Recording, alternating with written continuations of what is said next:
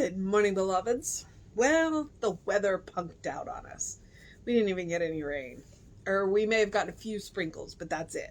So I'm just like, but I did get to go to the park today. And it was hot, and the squirrels and the blue jays really weren't into play. And then when they finally decided to do, it was in the worst light and the worst part of the park. So I'm just like, we'll see if any of the pictures come out. I know there was one picture I got of a squirrel that was cute. So, all right. My book's in 3 pieces, but I'm back on one big piece now. So we'll see how this goes. It is July 2nd. Our title is I Live in the Eternal Presence. The first quote is, "But seek ye first the kingdom of God and the righteousness, and all of these things shall be added unto you." And that is Matthew 6:33. The second quote is, "Then in this way know God as having all things in itself, as thoughts, the whole cosmos itself." And that is from the writings of Hermes, which means this is an Ernest Holmes reading today. Since the kingdom of God is a kingdom of righteousness, and since it is a kingdom which contains everything, then it becomes of prime importance to seek this kingdom, which Jesus so plainly stated is to be found within the self. Of course, he was not referring to the lesser, but to the greater self, that self upon which is set the stamp of the eternal, the God self. This real self is inseparable from God. Thus, in discovering it, we also discover God. Naturally, everything is included within the divine, and since we are in it, and it is in us, true self-discovery is the key to the mysteries of life. Hermes tells us that God has had everything within itself as thought, and that the whole cosmos itself is a thing of consciousness. This is the true city of God, the city of right thoughts and right actions, the city which is 4 square, the length and breadth and thickness of which we are equal. This is the city which St. Augustine so beautifully depicts in his great essay on the relationship of the individual spirit to the universal spirit. And all the sages and seers have plainly told us that we already walk the streets of the city, but our vision is blurred by shadows cast on the wall of human experience.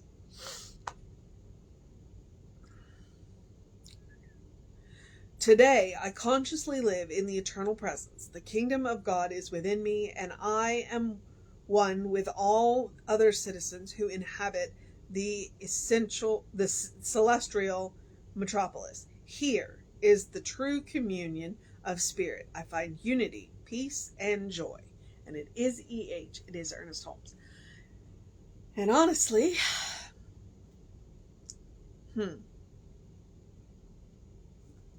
going to have to think about this one. I am going to have to think about this. The title's easy. I live in the eternal presence, because that is what Science of Mind teaches.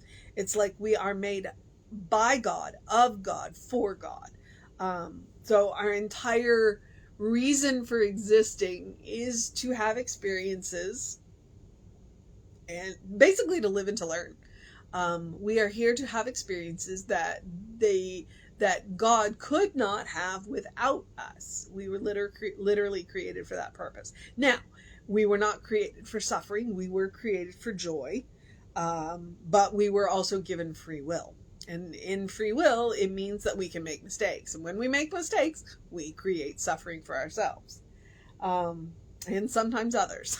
So there's that. And that's one of the things that you want to think about. He says the key is, true self-discovery is the key to the mysteries of life. When we know who we are, when we recognize the God self in ourselves, and we recognize the God self in each other, ideally what we do then is treat each other better. And when I say each other, I mean in all living things, which then gives us okay, we need to take care of each other. We need to take care of all living beings. And that means and that's why we have a social justice bent. It's like all living beings. We care about how animals are treated. We care about how plants are treated. We care how the planet is treated. Because it's all God's stuff. And so, yeah. Okay. I live in the eternal presence. And then he quotes Hermes, and Hermes is just weird. Okay, so let me just go back, because Ernest sometimes requires some work, and this one requires some work. I live in the eternal presence. But seek ye first the kingdom of God and its righteousness, and all these things shall be added unto you. That's Matthew 6:3. We hear that one quoted all the time. Okay? Basically, know who you are. It is a reminder to us to go within, to do our work, to do our spiritual work, to know who we are, to recognize who we are. And when we can do that, we can recognize who each and every other being is. Then, in this way, know God as having all things in itself as thoughts. The whole cosmos itself. And so that's from the writings of Hermes.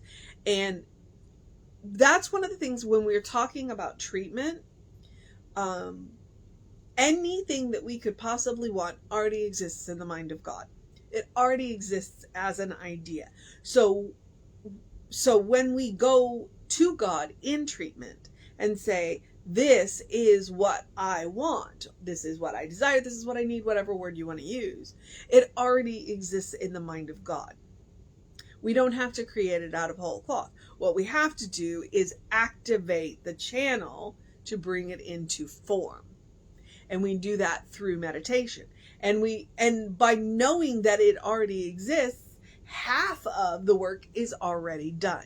It's like, it already exists. Okay, it already exists. Now I'm going to open myself up to the channel to bring it into form. So, as they like to say, half the battle's already won. Since the kingdom of God is a kingdom of righteousness, and since it is a kingdom which contains everything, which is what I was just talking about, then it becomes of prime importance to seek this kingdom, which Jesus so plainly stated is to be found within the self. It contains everything. Everything we could possibly ever want, need, desire already exists in the kingdom of God. Are we willing to become channels to bring it into material form? That's the question we have to ask ourselves. Of course, he was not referring to the lesser, but to the greater self, the self with the capital S. That self upon which this is set the stamp of the eternal, the God self. It's like, yes, we are all God, but we are not all of God. We are tiny little splinters of God. This real self is inseparable from God.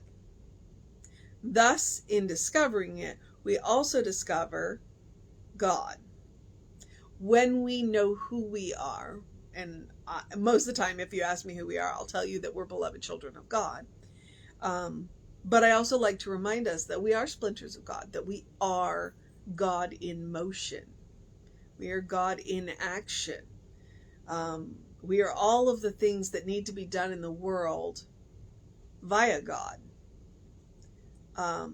We can, as Jesse likes to say, we can literally be the answer to someone's prayer. And it's helpful to know that.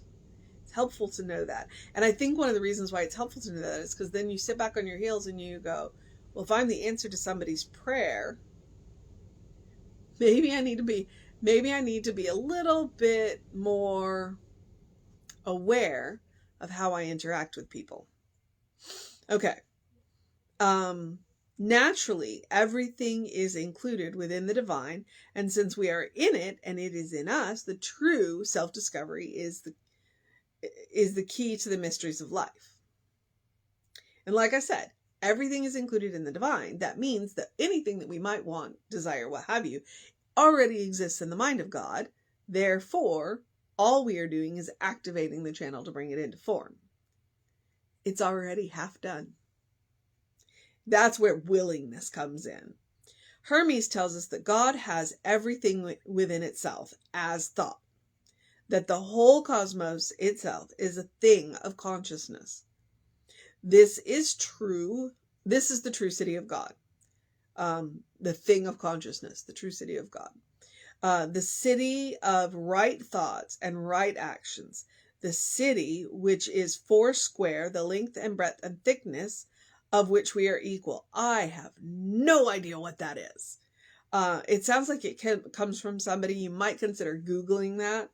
The line is the city of right. Oh, no, sorry.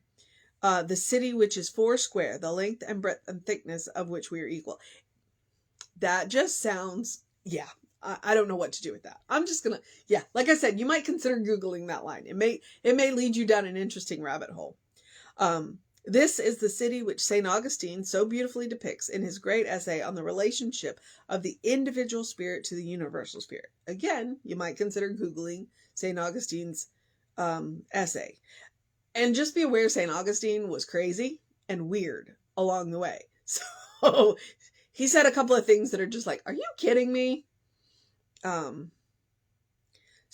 All the sages and seers have plainly told us that we already walk the streets of this city. We already walk the streets of the city, but our vision is blurred by the shadows cast on the wall of human experience. Some days we are literally in Socrates, or is it Plato's cave? Maybe Plato's cave, where we're watching the shadows dance on the wall because we can't see the truth behind the shadows. We are unwilling to turn around and look at the light and see what's actually casting the shadows. But our vision is blurred by the shadows cast on the wall of human experience. We're here to have divine experiences, but along the way, we have human experiences too, and they can cloud our judgment, which means that the best thing that we can do is the spiritual practice to go within and to meet the real self, the self with a capital S. All right, today I consciously live in the eternal presence. The kingdom of God is within me, and I am one with all the other citizens who inhabit the celestial metropolis. Here, in a true communion of spirit, I find unity, peace, and joy. That's Ernest Holmes. Because Ernest Holmes occasionally would say weird things and make us go, what? 4 square? Because sometime today I'm going to Google it just because. What does it even mean? But that's what it is. All right. So the mission today, should we choose to accept it?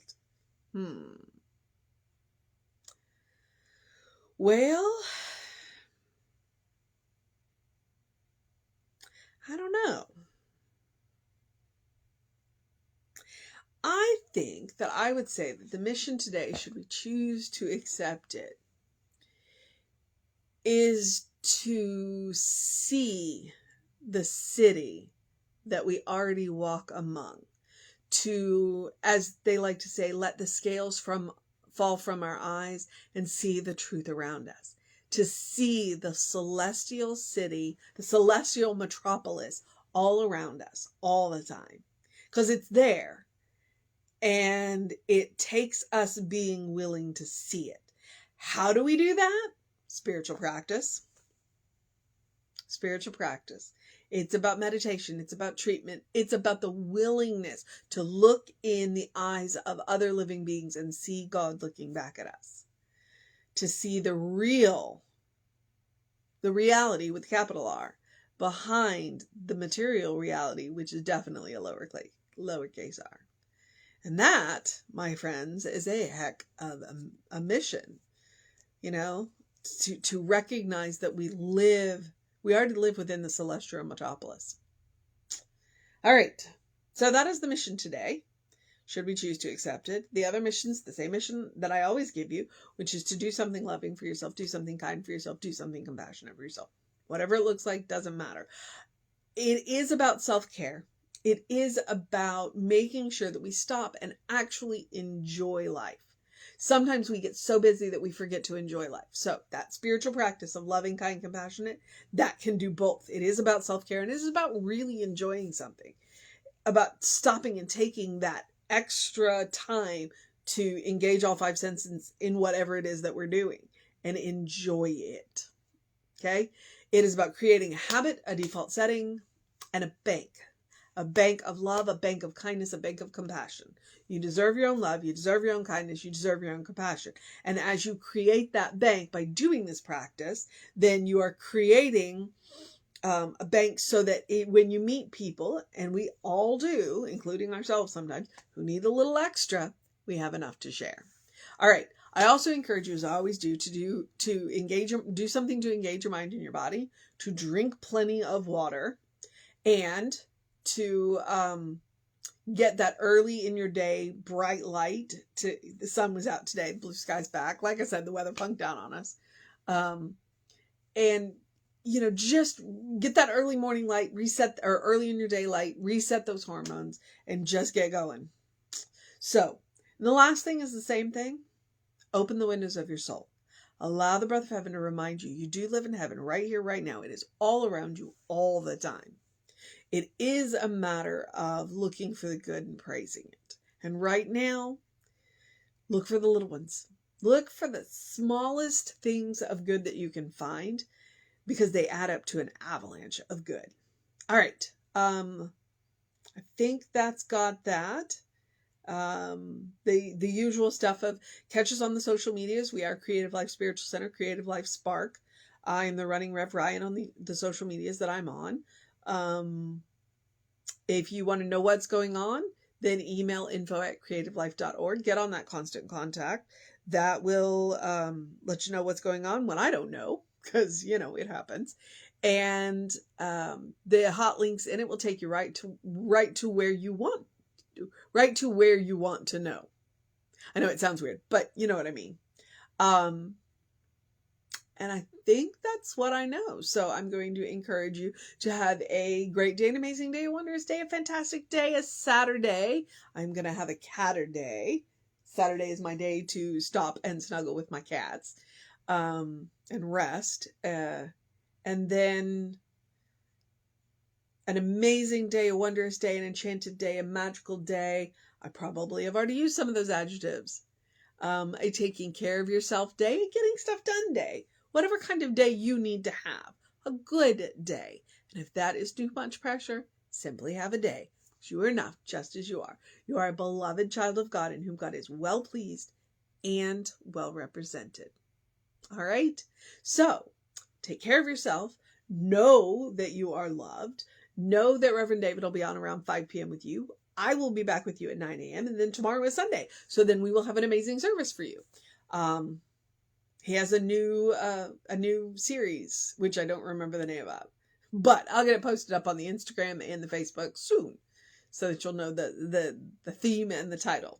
So know that you're loved, and I will see you next time.